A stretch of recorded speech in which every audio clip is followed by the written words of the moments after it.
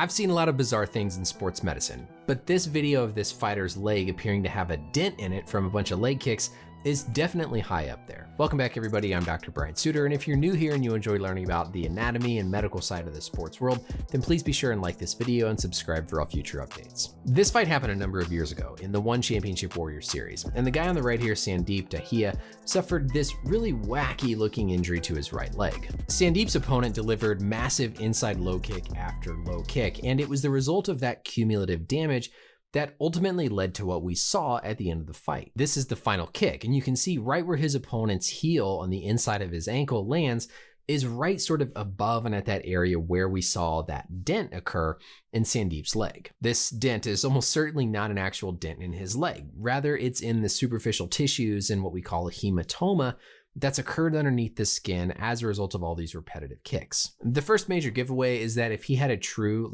tibia shin fracture, he almost certainly would not be able to stand up without his leg completely collapsing, right? We've seen other tibia fractures in mixed martial arts, and unless it's like a very, very small stress fracture or something that would certainly not lead to this amount of surface sort of morphology changes, you would not be able to bear weight on your leg. So that's kind of clue number one. The second is just how extensive it is. The fact that it goes all the way from the front of his shin almost around to the back and actually overlaps a little bit with his gastrocnemius or his calf muscle, extends beyond the region of the shin bone, as we'll look at in a bit with our anatomy tool. And another giveaway is that even at the very beginning of the fight, after just a couple of these kicks, we could already see that there was some swelling starting to form in that area that will continue to evolve until what we saw at the end of the fight. We'll dive more into the anatomy and what gives it that sort of indented appearance, but first I want to give a quick shout out to the sponsor of this video. This holiday season, give the unique gift of making someone you care about an official lord or lady with the sponsor of today's video, Established Titles.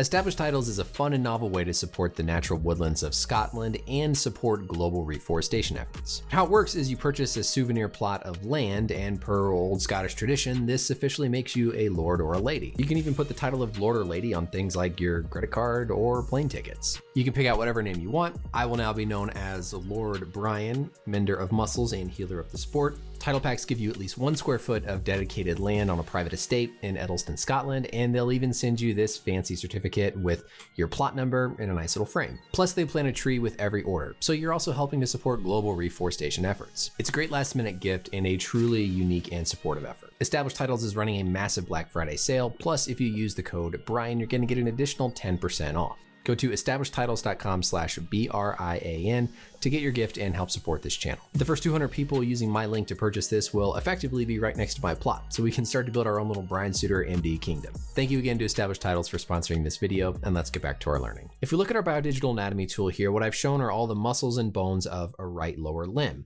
If we look specifically on the inside portion of the lower leg or along the tibia, the shin bone, you'll see that there's no actual muscles that overlap this inside portion of the tibia.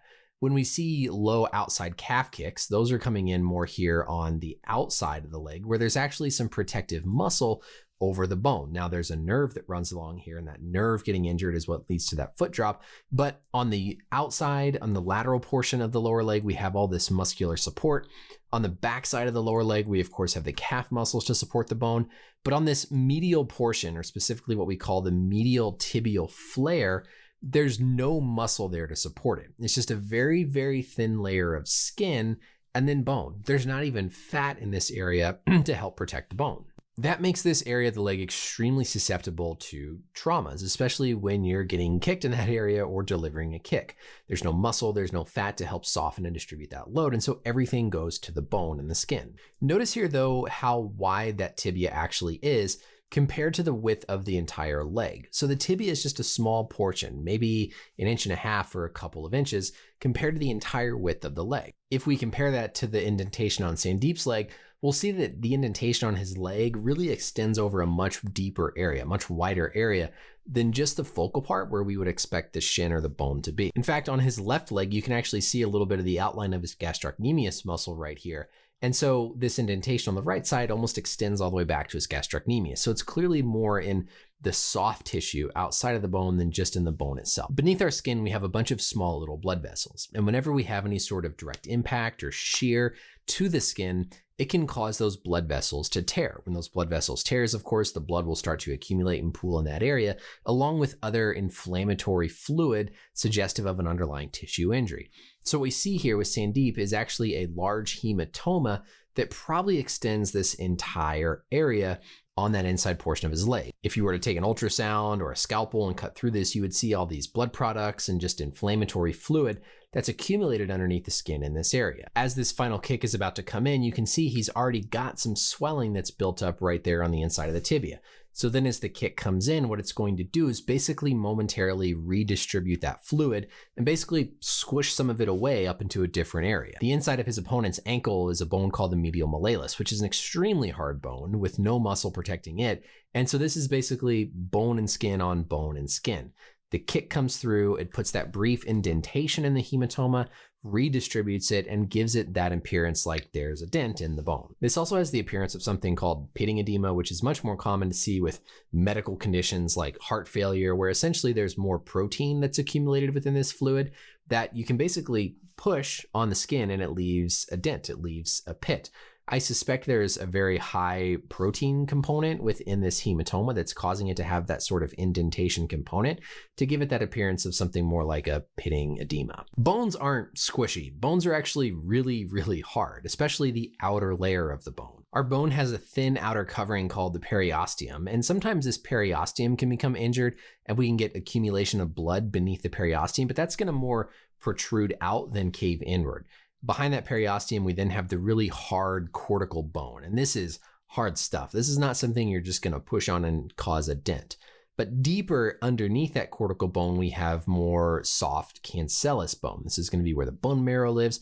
And this is actually gonna be a little bit squishier, softer compared to the hard cortical outer bone. But the bone itself isn't necessarily going to dent if it gets hit. You might get a small little focal indentation if the contact area is tiny enough, but certainly nothing to the extent of what we saw here with Sandeep's leg. We've got this big indentation going across the front. So while it looks like a dent in the bone, this is just a result of hematoma that's developed, bleeding over the surface of the bone beneath the skin that's been redistributed after that last kick. It's always possible in these situations to have a small sort of microfracture in the bone underneath the skin, but certainly nothing that grossly would look like there's a big dent. Let me know below what you thought when you saw this. I'm curious if people really thought it was a dent in the bone or realized it was just a hematoma. That's it for the video though. Let me know as always any questions or comments down below. And until next time, we'll see you later.